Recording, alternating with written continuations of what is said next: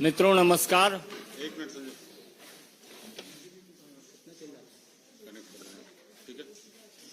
मित्रों नमस्कार। अपने बीच भारतीय जनता पार्टी के माननीय राष्ट्रीय प्रवक्ता, पूर्वी राज्यों के संयोजक और सांसद डॉक्टर संबित पात्रा जी और बेंगलोर के सांसद भारतीय जनता युवा मोर्चा के राष्ट्रीय अध्यक्ष माननीय तेजस्वी सूर्या जी आपको संबोधित करेंगे।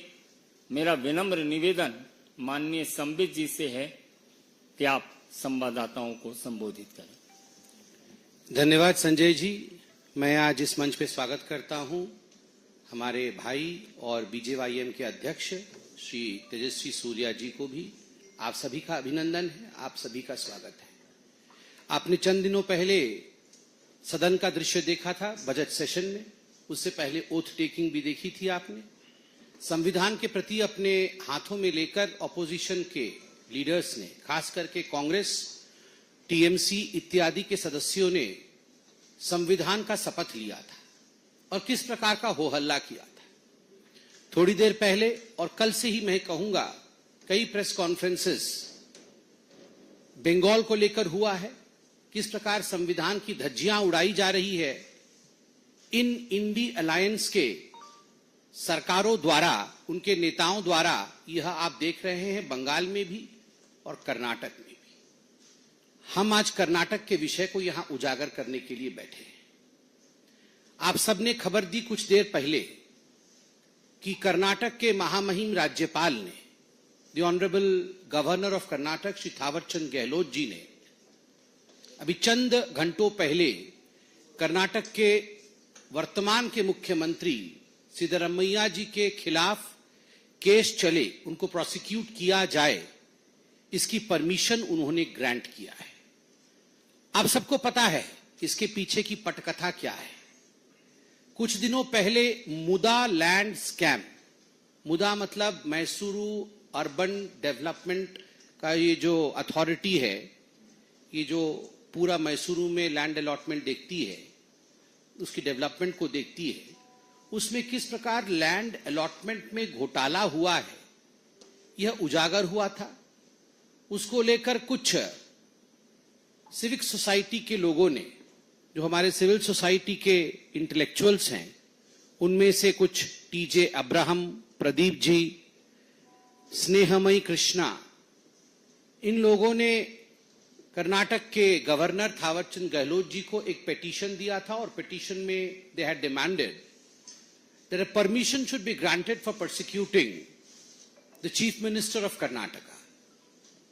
और आज आपने देखा है कि गवर्नर ने पहले तो राज्य सरकार से पूछा था जवाब, और जवाब में राज्य सरकार ने जो सफाई दी थी उस सफाई को दरकिनार करते हुए, क्योंकि उस सफाई में तथ्य नहीं प्राप्त हुए थे, उस सफाई को दरकिनार करते हुए आज गवर्नर साहब ने सिद्धरमैया जी के ऊपर केस चले, सिद्धरमैया जी के परिवार ने, सिद्धरमैया जी ने लैंड अलॉटमेंट केस में घोटाला किया है, यह स्पष्ट होता है और इस पर केस चले, इसकी अनुमति प्रदान की है। आखिरकार यह केस है क्या? ये मुदा लैंड अलॉटमेंट फ्रॉडुलेंट केस ये क्या है? आप देखिए, मैसूरू अर्बन डेवलपमेंट अथॉरिटी जो है, इन्होंने एक नियम बना रखा है कि अगर किसी ग्रामीण क्षेत्र में कोई लैंड एक्वायर करती है, वो लेआउट के लिए, कॉलोनी के डेवलपमेंट के लिए, तो उसके बदले 50-50% एक स्कीम उन्होंने खोला है। अर्थात अगर लैंड ग्रामीण क्षेत्र का उन्होंने लिया है तो उसके एवज में जो कंपेंसेशन दिया जाएगा वो शहरी क्षेत्र में, जिसको अंग्रेजी में आप अप मार्केट एरिया कहते हैं, जहां ज्यादा लाभ होने की संभावना है, जो डेवलप्ड एरिया है, उस अप मार्केट एरिया में आपको 50% जमीन दिया जाएगा ताकि आप कंपेंसेट हो सको अपने ग्रामीण क्षेत्र के जमीन के। देखिए, 2004 में सिद्धरमैया जी की धर्मपत्नी पार्वती जी, उनके भाई ने लगभग 3.16 एकड़ जमीन, केसरी नामक एक गांव है मैसूरू में, वहां उन्होंने खरीदा था। 2005 में इसकी जो मालकिन वो पार्वती जी बनी थी, जो धर्मपत्नी है सिद्धरमैया जी की। बाद में खैर ये मालूम पड़ा कि ये लैंड ट्रांसफर डील हो ही नहीं सकता था, क्योंकि ये दलित की भूमि थी। और हाल फिलहाल में ये पूरा केस उजागर इसलिए हुआ क्योंकि जिस व्यक्ति की ये 3 एकड़ जमीन थी, उस व्यक्ति ने इसे रिक्लेम किया मुद्दा से कि मुझे ये जमीन वापस दिया जाए, मुझे ये जमीन नहीं बेचना था, फ्रॉडुलेंट तरीके से मुझसे ये जमीन लिया गया है। और उस समय जब पूरा का पूरा इन्वेस्टिगेशन हुआ तो मालूम पड़ा कि मुद्दा ने ऑलरेडी पार्वती जी को, जो कि धर्मपत्नी है सिद्धरमैया जी की, उनको 14 plot up market area Mysuru में दिया जा चुका है, जो कि लगभग ये पूरा का पूरा जो स्कैम है उसमें स्पष्ट है कि जितने का कॉम्पेंसेशन होना चाहिए था उससे कई गुना अधिक अप मार्केट एरिया में 14 लैंड अलॉटमेंट्स हुए हैं। और लगभग इसका आकलन जो वर्तमान में मीडिया और जो वहां के जानने वाले लोग हैं उन्होंने किया है, the whole corruption in fact goes up to about 3,000 to 4,000 crore rupees. ये 3,000 से 4,000 करोड़ रुपए का घोटाला है। आप सोच के देखिए, इनका कोई 50 करोड़ 100 करोड़ का घोटाला होता नहीं है, उतनी की तो ये कॉफी पी जाते हैं। इनका घोटाला सब कुछ 4,000 5,000 करोड़ का ही होता है। And they all follow the footsteps of the Gandhi family. ये नेशनल हेराल्ड केस जो था, जिसमें भी ये जमीन गबन घोटाला, जमीन हड़प लेना, यह अभी 5,000 करोड़ का केस था, जिसमें मां बेटे बेल पे बाहर है। बेल पे बाहर है ना, दोनों बेल पे बाहर है। एक्यूज नंबर 1 और एक्यूज नंबर 2। सोनिया जी एक्यूज नंबर 1 है और राहुल जी एक्यूज नंबर 2 है। उसमें 5,000 करोड़ का ये घोटाला था। और अभी ये जो घोटाला हुआ है ये 4,000 करोड़ का घोटाला है। आप सोच के देखिए, तो डाल डाल में पात पात। मतलब इनके बड़े नेता 5,000 करोड़, तो छोटे नेता बोले अरे अच्छा हम भी कंपटीशन में छोड़ेंगे नहीं, हम भी 5,000 करोड़ करके दिखाएंगे। तो 4,000 करोड़ की लूट ये सिद्धरमैया जी ने किया है, उनके परिवार ने किया है। और आज ये भारतीय जनता पार्टी या कांग्रेस का विषय नहीं है। मैं एक साधारण नागरिक के रूप में धन्यवाद देता हूं। पहले गवर्नर इस प्रकार के केसेस पे बैठ जाते थे। पहले इस प्रकार के केसेस पे political compulsion, quote unquote, if you would remember Manmohan Singh ji, there was a term in those days of UPA, political compulsion. Political compulsion होता था कि इस पे सैंक्शन नहीं देना है। आज मैं धन्यवाद देता हूं इस प्रणाली को, इस प्रक्रिया को, कि जिसने घोटाला किया है उसे आज प्रोसिक्यूट किया जाएगा, उसके खिलाफ आज केस चलेगा। और केवल यही नहीं, आप सबने देखा होगा, वैसे तो ये केस मुद्दा घोटाले पर है, फ्रॉडुलेंट लैंड अलॉटमेंट पर है। बाकी विषय जो घोटाले के कर्नाटक पर हैं उस पर भी अभी तेजस्वी जी आपकी नजर आकर्षित करेंगे।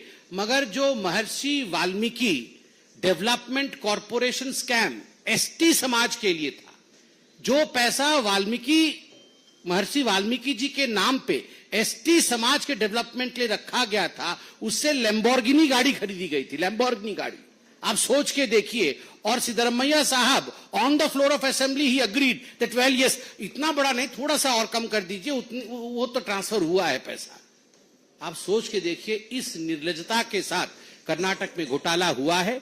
और आज पूरी देश इस बात का गवाह देगा कि हां, मोदी जी के इस राज में जो भ्रष्ट होते हैं उन्हें छोड़ा नहीं जाता है।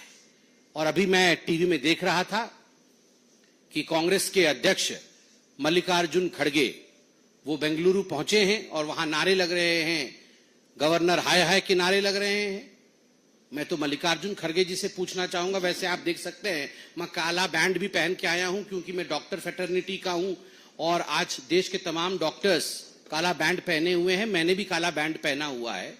तो मैं मल्लिकार्जुन खड़गे जी से पूछूंगा, घोटालेबाजों को बचाने के लिए तो आप बेंगलुरु चले गए, मगर कलकत्ता जाएंगे क्या?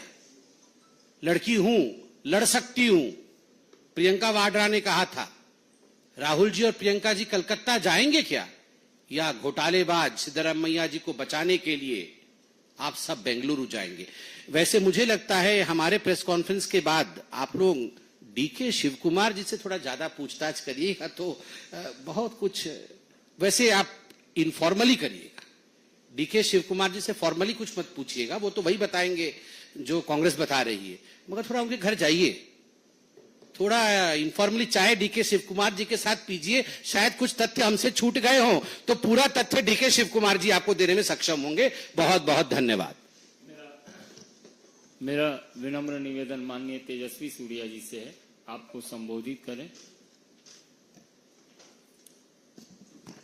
बहुत बहुत धन्यवाद संबित जी और Sanjay ji. I would like to address all of you in English and Kannada because Sambit ji has already spoken to all of us in Hindi. In a very significant development today, the Honorable Governor of Karnataka has accorded sanction for prosecution against Chief Minister Shri Siddaramaiah today regarding the allegations that he is facing in the Muda scam. Over the last few months, the Bharatiya Janata Party, as well as many social activists and RTI activists in Karnataka fighting for transparency and probity in public life, have been raising the issue of the irregularities, the illegalities in the allotment of the compensatory sites to Srimati Parvati, Honorable Chief Minister Siddaramaiah ji's wife, by the Muda authority. In the last couple of months, the RTI activists had also written to the governor seeking for permission to launch prosecution against the Chief Minister. The allegations against the Chief Minister are so grave and so serious in nature that the government of Karnataka under the leadership of Chief Minister Siddaramaiah itself appointed earlier a single-man enquiry commission headed by a former retired IAS officer, and a couple of weeks later the Chief Minister and the Karnataka government also appointed another commission to inquire into these allegations, headed by a former judge of the Karnataka High Court. So the allegations are so serious that their own government has constituted not one, but two commissions of inquiry, one headed by a retired IAS officer and one headed by a former judge of the Karnataka High Court to look into these allegations. Therefore, the Congress party's argument today that the action of the governor to provide sanction for prosecution is colored politically is not right. It falls on fallacious grounds because the government itself, the Karnataka government itself at the highest levels was convinced that there is some kind of irregularities, is why they had appointed two commissions to look into these allegations. Sambit ji has spoken briefly about what these allegations are. For the benefit of the public at large, I would want to very briefly, succinctly say what this allegation is. In 1992, 3 acres, 16 guntas of land in this village called Kesare near Mysuru, belonging to one Shri Ninga, was preliminarily acquired for making of a layout. In 1997, the final notification was made. Chief Minister at that time, the Deputy Chief Minister at that time was Siddaramaiah. In 1998, after the final notification, after a year after lapsing of the final notification, when Siddaramaiah was continuing to be the Deputy Chief Minister, the government of Karnataka denotifies the very same 3-acre, 16 gunta land. In 2003, when Congress government was in power, the same land that was denotified is transferred back to the name of the original owner of the land, Shri Ninga. In 2004, by which time the layout was already formed, Siddaramaya's son-in-law, Mallikarjun, purchases the land, the said 3 acre 16 gunta land, from this original landowner after the denotification. The point to be remembered here is at the time of the preliminary notification, at the time of the secondary notification, and at the time of the denotification, it was Siddaramaiah who was the deputy chief minister. And after the land is purchased by his son-in-law, the same 3 acre 16 gunta of land through a gift deed is registered in the name of Srimati Parvati, who is Mr. Mallikarjun's sister, that is Siddaramaiah's wife. And thereafter, they apply for compensation to Muda. And while other allottees, other landowners whose lands were acquired adjacent to this particular land are allotted sites in not so upmarket locations, in only the case of Srimati Parvati, because she happens to be the chief minister's wife, 14 sites are allotted in the most upmarket, most expensive area of Mysuru, in lieu of the sites that were in lieu of the 3 acre 16 gunta land that was acquired. When this decision was made by Muda to compensate Siddaramaiah's wife by providing 14 sites in an upmarket locality, Siddaramaiah's son, Mr. Yatindra, was the MLA from Mysuru and was also a member of the Muda council, and he was part of the meeting when this decision was taken. When Siddaramaiah was the deputy chief minister, the land was denotified.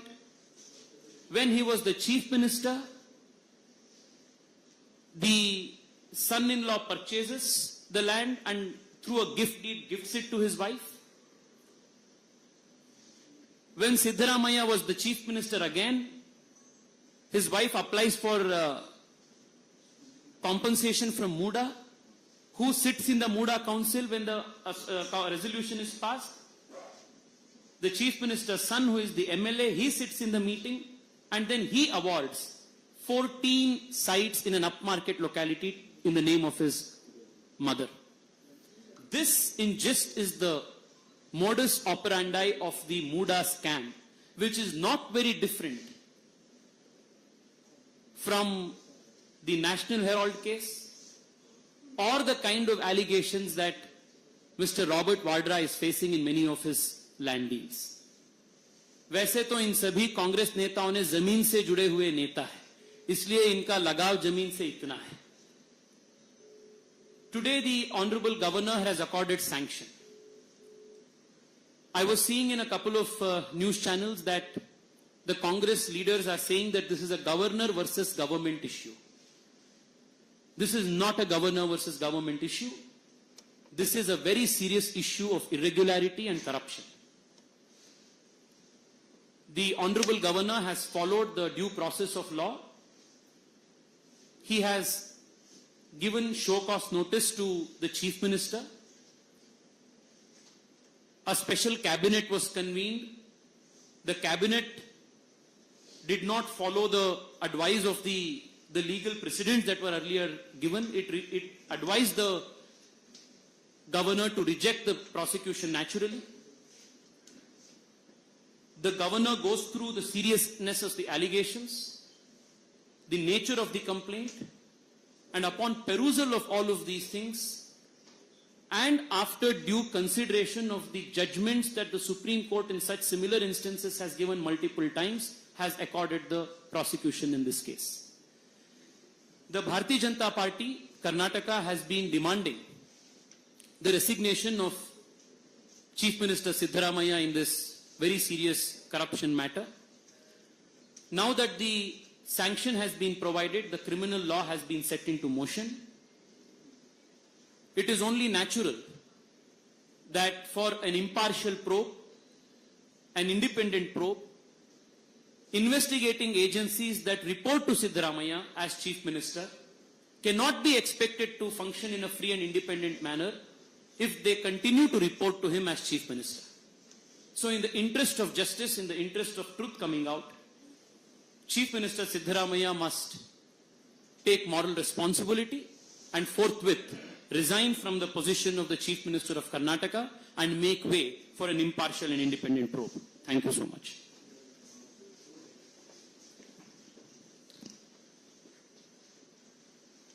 ಮಾನ್ಯ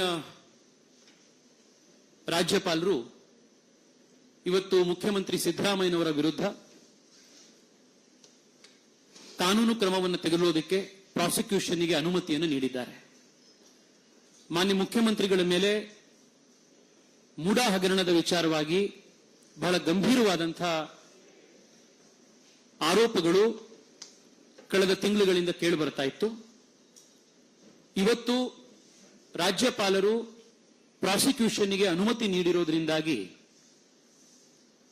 ಕೆಲವೇ ದಿನಗಳಲ್ಲಿ ಮುಖ್ಯಮಂತ್ರಿಗಳ ಮೇಲೆ FIR ದಾಖಲಾಗುವಂಥದ್ದು ಮತ್ತೆ ತನಿಖೆ ಆಗುವಂಥದ್ದು ಪ್ರಕ್ರಿಯೆ ಪ್ರಾರಂಭ ಆಗುತ್ತೆ.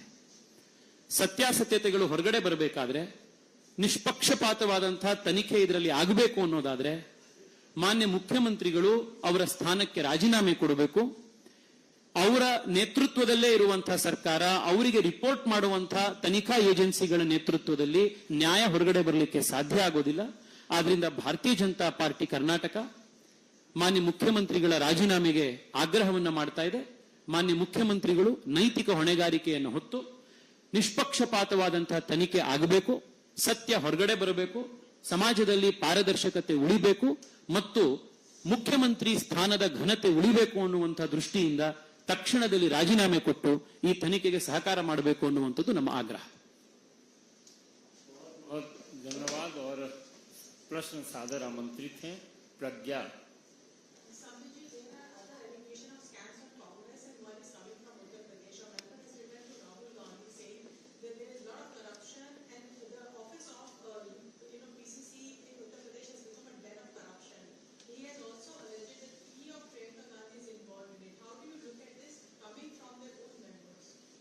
So it's very natural. As far as corruption and Congress are concerned, both of them are married to each other.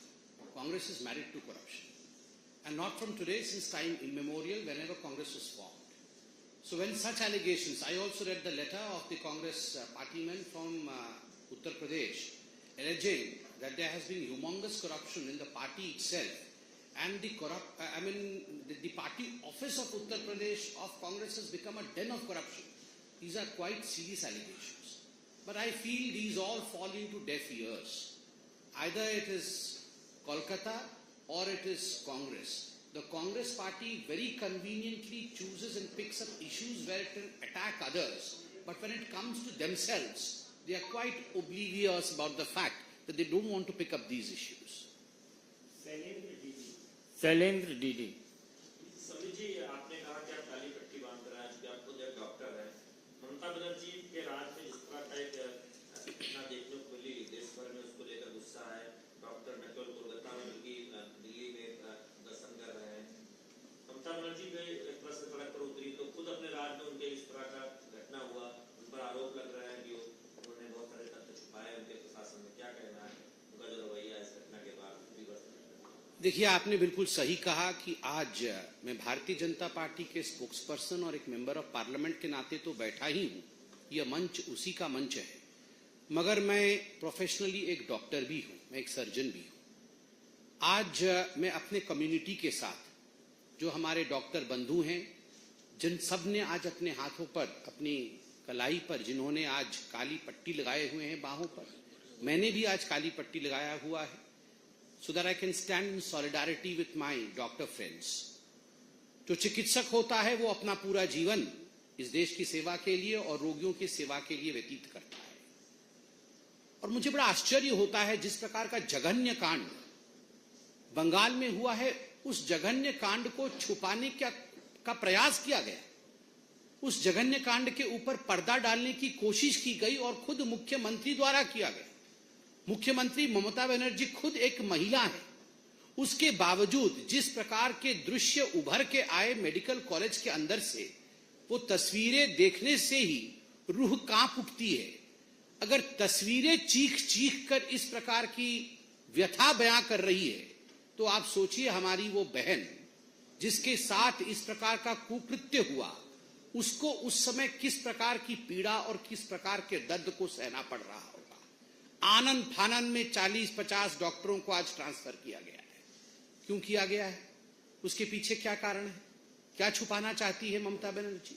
Mamata Banerjee खुद हेल्थ मिनिस्टर है, खुद होम मिनिस्टर है, खुद चीफ मिनिस्टर है, और मैंने कभी ऐसा पहले पूरे विश्व में नहीं देखा है कि जो हेल्थ मिनिस्टर है, जो होम मिनिस्टर है, जिसके हाथ में कानून के बागडोर है, जिसके अंडर में ये आरजी कर मेडिकल कॉलेज आता है, जो मुख्यमंत्री स्वयं है, वो सड़क पे प्लेकार्ड लेके उतरी है कि मुझे जस्टिस चाहिए। जस्टिस फ्रॉम हुम? प्रोटेक्शन फ्रॉम हुम? किससे जस्टिस चाहिए? किससे न्याय चाहिए? न्याय आपसे चाहिए, प्रोटेक्शन आपसे चाहिए। आपके गुंडों से, आपके दरिंदों से डॉक्टरों को और आम जनता को वहां प्रोटेक्शन की आवश्यकता है। आप प्लेकार्ड पकड़ के सड़क पे उतरकर नाटक करने से आप इस जनता को, इस जनार्दन को आप मूर्ख और बेवकूफ नहीं बना सकती।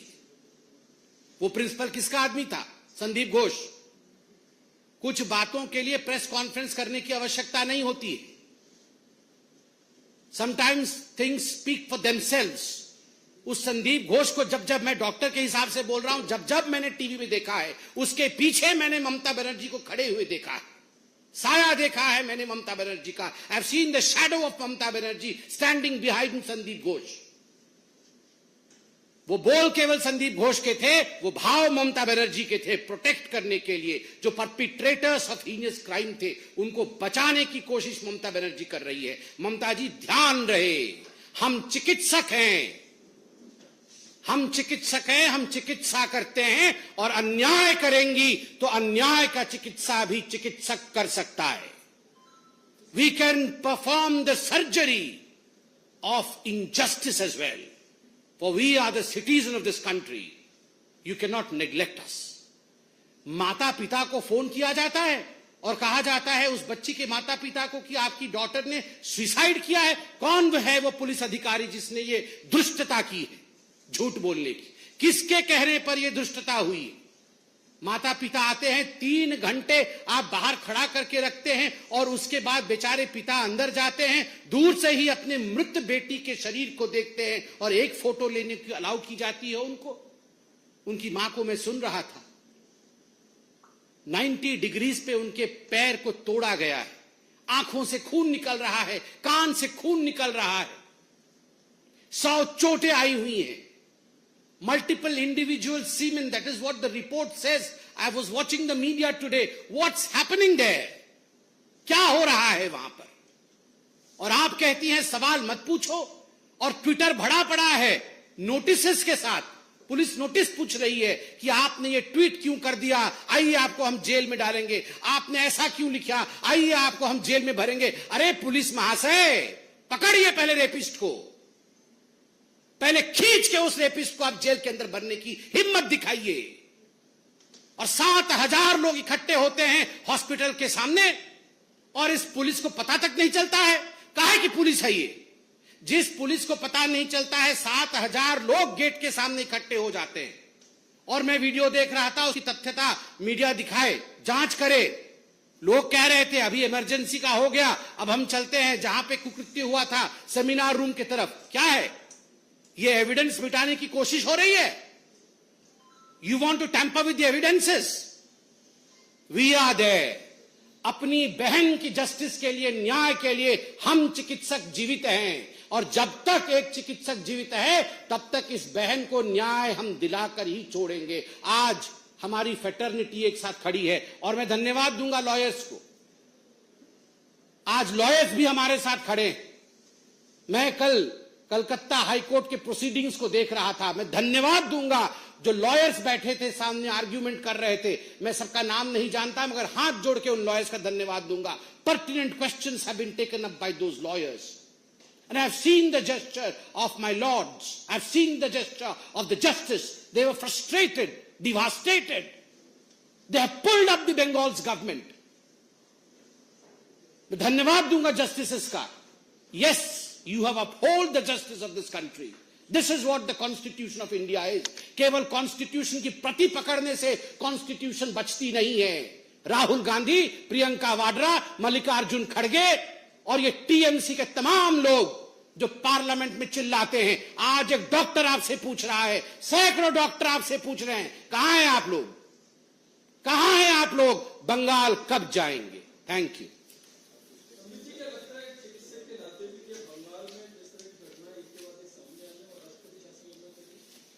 इसका निर्णय प्रेस कॉन्फ्रेंस में नहीं होता है. इसका निर्णय बहुत उच्च स्तरीय बैठकों इत्यादि में होता है. I will recuse myself to comment on such issues on a high pedestal of Bharatiya Janata Party. It's a matter of government. आप सब सादर आमंत्रित हैं. हमारी अगली बैठक होने जा रही है जिसके फोटो अपॉर्चुनिटी के लिए आपको आमंत्रण दिया गया था. आप आए.